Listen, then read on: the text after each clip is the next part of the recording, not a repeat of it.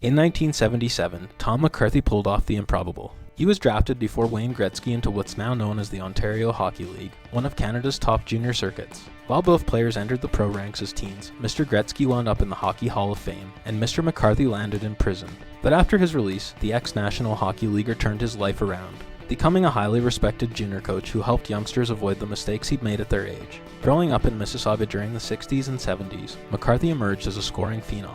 Sherry Basson, the general manager of the Oshawa Generals, picked him first overall in the OHL draft, knowing that Wayne Gretzky, who went third overall to the Sault Ste. Marie Greyhounds, was planning to leave for the World Hockey Association after only one season. McCarthy enjoyed two outstanding campaigns with the Generals. Then in 1979, his New York-based agent Art Kaminsky threatened to file a right-to-work lawsuit against the NHL if the league didn't allow his teenage client to enter the draft. The NHL relented and lowered the minimum draft age to 18 from 20. The Minnesota North Stars took McCarthy 10th overall in a first-round pact with future Hall of Famers. After entering the NHL as a 19-year-old, he played hard and partied harder, often missing practices during a 9-season career in which he battled alcohol abuse, which resulted in him going to a California detox center at one point, as well as injuries and Bell's palsy, a temporary condition that causes facial muscle weakness or paralysis. Nonetheless, McCarthy put up decent numbers, recording 178 goals and 221 assists in 460 regular season games, plus another 12 markers and 26 helpers in 68 postseason contests during stints with Minnesota and Boston.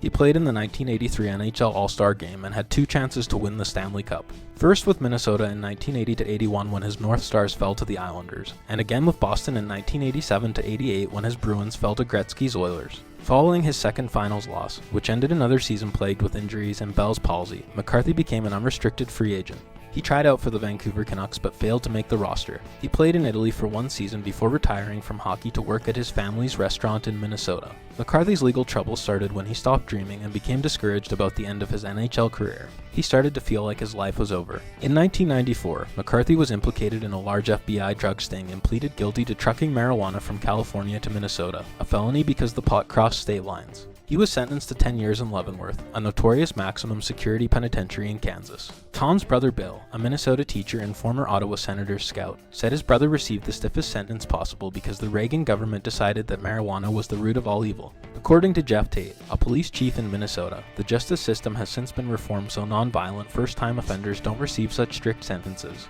McCarthy was Chief Tate's childhood hero, sparking his interest in hockey, and later changing his lock him up and throw away the key attitude toward policing. Young Jeff's family befriended the McCarthy family and lived near their restaurant, where Chief Tate bussed tables at a young age. Ironically, the two became pen pals while McCarthy was in prison and Jeff was training to become a cop.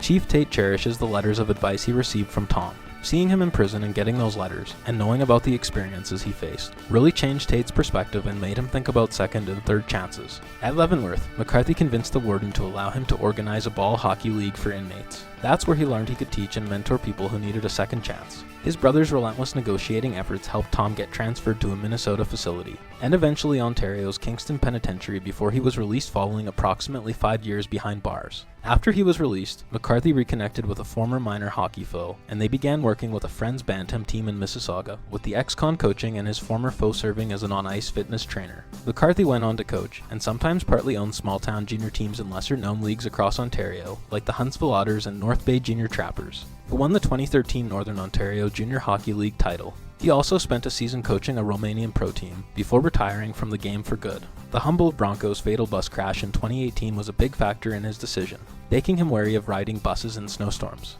McCarthy married Tina Marchand, a former Huntsville fitness instructor, and they moved to Mexico to open a restaurant. The venture was stalled by COVID-19, and then Tom suddenly ended up in the hospital and never got out. He suffered an aortic aneurysm and died in a Mexican hospital following surgery. Upon news of his passing, the NHL Alumni Association and various leagues and teams expressed an outpouring of support to his family. His brother said he learned of Tom's many unheralded acts of kindness from hundreds of letters that he couldn't finish reading before crying. When Tom passed away, he left behind his wife Tina, her 3 daughters, his mother Joan, and his siblings Bill and Patty. That's all for this look back at Tom McCarthy. Thanks for tuning in. Please like and subscribe to support the channel.